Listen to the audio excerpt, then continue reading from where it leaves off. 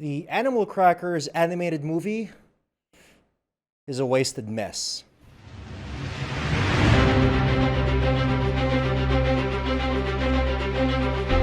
Hey everyone, AAA here, and today I am reviewing the Animal Crackers animated movie that is currently streaming on Netflix. Now, this movie has had a very troubled production. It was originally released at the Annecy International Animation Film Festival back in 2017, and it was supposed to release in theaters that year as well. But unfortunately, because of a bunch of unfortunate setbacks, the release date got pushed further and further and further back until we get to the present day, where Netflix now has the rights and is currently streaming the movie. Unfortunately,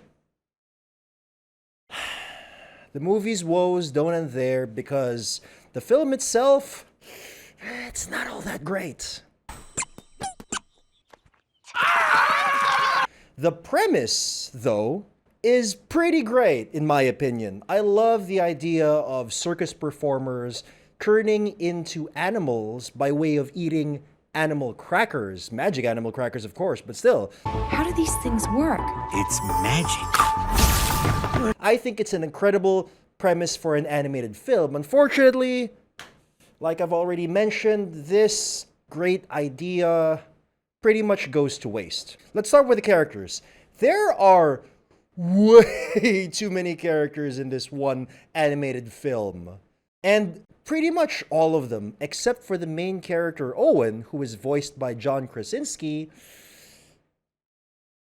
is like the rest of the movie, wasted potential. They have pretty much no character development and are pretty one notes. And because of that, throughout the movie, they just become boring and uninteresting, which is a shame. So instead of having a ton of these characters just clogging up the movie, they should have really trimmed down the cast and focused on the absolute main characters, your main heroes and your main villains, and developed them further. Like the main villain, Horatio P. Huffington, voiced by the great Ian McKellen. Get me those animal crackers. I will use them to rule the world. Is just evil. That's it. He has barely any motivation. He has extremely little backstory. And he's just evil for evil's sake. He's just a bad dude, and that's it. He's a bad guy and wants to ruin the good guy circus. That's about it. That's all she wrote. They got Ian McKellen for this? And again, one reason it's this way is because the movie is really terrible at managing its time. Instead of focusing on the characters that should be interesting, there are very interesting ideas scattered throughout the movie that they never make the most of. It instead chooses to just put in as many characters or pieces of plot in the movie that really don't pay off very well and don't make the movie better in the end. For example, there is a side plot in this movie about magical animal crackers, about making dog biscuits taste like human food. And you're like, huh?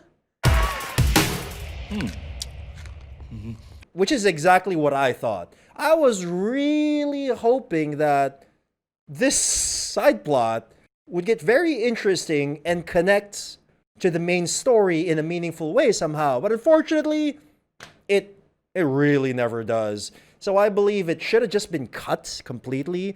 And again, focus on the main story. The primary ideas for the main story are great. Again, circus performers turning into animals by way of eating magic animal crackers is a great place to start. And they just waste it. They don't make the most of it. And instead, they want to tell a story about this goofy scientist trying to make dog food taste like human food. And because of this, a lot of the brilliant cast is also wasted. Again, they really make the most out of John Krasinski because his main character, Owen, is pretty developed throughout the movie, especially compared to the rest of the characters. I'm eating dog biscuits for a job. Ian McKellen is wasted on his really flat, underdeveloped villain, and other great performers in this movie, particularly Sylvester Stallone, Gilbert Gottfried, and Patrick Warburton are just, why are you in this movie? Why did you need to be playing this movie and voicing these uninteresting characters? Also, the movie has no idea if it wants to be a musical or not. During the first, 1/3-ish of the movie, Some characters have their own particular song and dance numbers, which unfortunately are all rather forgettable. However, in the later 2/3 of the movie, there are none of these song and dance numbers, and all of the songs are just licensed songs. Why did you have song and dance numbers that the characters perform and only have them at the beginning of the movie and just forget about it? It's like, what? This isn't a future. Everything that was special about this circus is gone. However, it's not all gloom and doom for this movie. The last 20 to 30 minutes of the movie are pretty spectacular. They really make the most out of the conceits, again, of circus performers turning into animals by way of eating animal crackers. It's a great idea, and the last 20 to 30 minutes showcases how good and entertaining this idea could be. The last 20 to 30 minutes is pretty spectacular and it is extremely entertaining, but unfortunately it gets really weighed down by the first hour 15-ish of the movie, which is really just mostly an uninteresting slog. Yes, there are some good bits here and there, but mostly you're just waiting for the movie to end. When's this gonna end? Can't be soon enough. Forcing me to give the Animal Crackers animated movie a 4 out of 10.